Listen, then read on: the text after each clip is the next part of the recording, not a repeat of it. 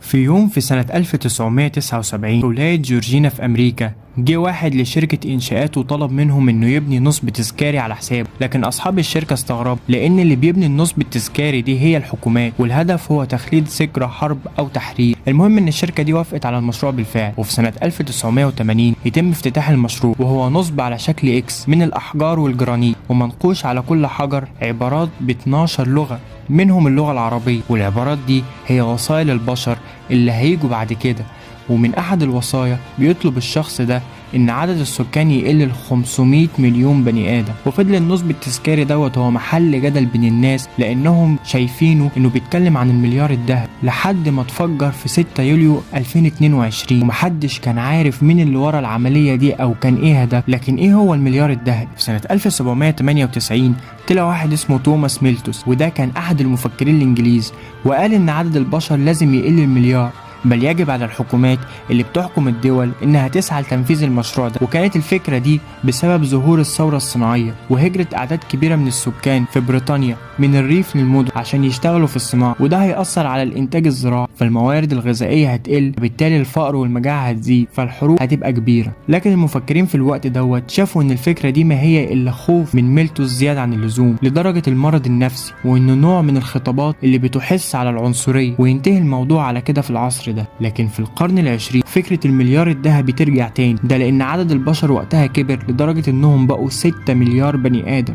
وبدأت قوى ممكن نقول عليها حكومات خفية أو حتى دول عميقة تبدأ في تنفيذ الفكر بجد. وده مش من القرن العشرين بس، ده من قبل كده. وتقدر تقول كمان إن الجامعات دي بدأت كارها تتوغل في العالم، واللي بعض الدول بدأت تنفذ ده بالفعل. ففي سنة 1980 قررت الصين فرض سياسة الطفل الواحد، وكان الهدف منه هي إنها تحد من الزيادة السكانية عندها. ده غير كمان الهند اللي طلعت قانون العقم الإجباري، ودي واحدة من أبشع وأحقر السياسات اللي ممكن تاخدها أي حكومة، وده عن طريق إنها تحقن الفقراء بأدوية تسبب العقم، واللي راح بسببها 6 مليون شخص اتحرموا من إنهم ينجبوا أولاد. ده غير كمان في أربعينات القرن العشرين لما الدول الأوروبية خدت سياسة تحديد وتنظيم الناس. مش بس كده، ده كمان بيتم اختراع أمراض وأوبئة عشان تقضي على عدد كبير من السكان. ففي عام 1820 ظهر وباء الكوليرا، واللي راح ضحيته أكتر من 100,000 إنسان. وفي سنة 1720 يظهر الطاعون، واللي موت أكتر من 100,000، واللي كان أبشعهم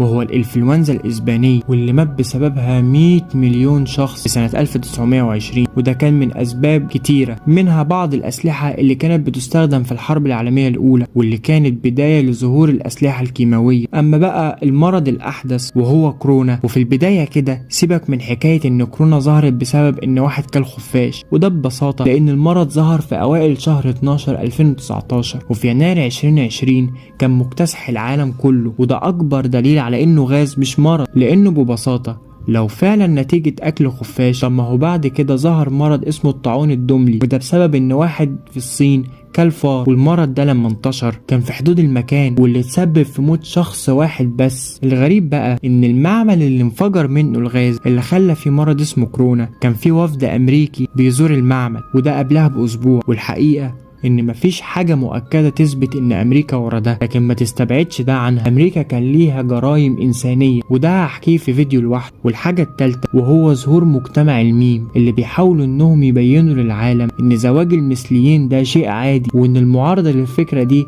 هي جريمة ورجعية، ولازم صاحب الاعتراض ده يتحاكم. ده لدرجة انهم بيستخدموا شركات كتير وكبيرة عشان تسوق ليهم الفكرة دي. المجتمعات السليمة بيحاولوا ان هم ينشروا في وسطهم ناس من بتوع الحرية الشخصية، ويبدأوا ان هم يسوقوا الافكار دي ما بينهم لحد ما تبدأ انها تنتشر في المجتمعات دي. وهم حاولوا في مجتمعاتنا العربية ان هم ينشروا الافكار دي اكتر من مرة، لكن محدش كان بيسمع ليها، بل بالعكس الناس كانت بتحاربها. حقيقي احنا في زمن الفتن. اتمنى يكون الموضوع عجبكم، ما تنسوش تحطوا لايك وفولو.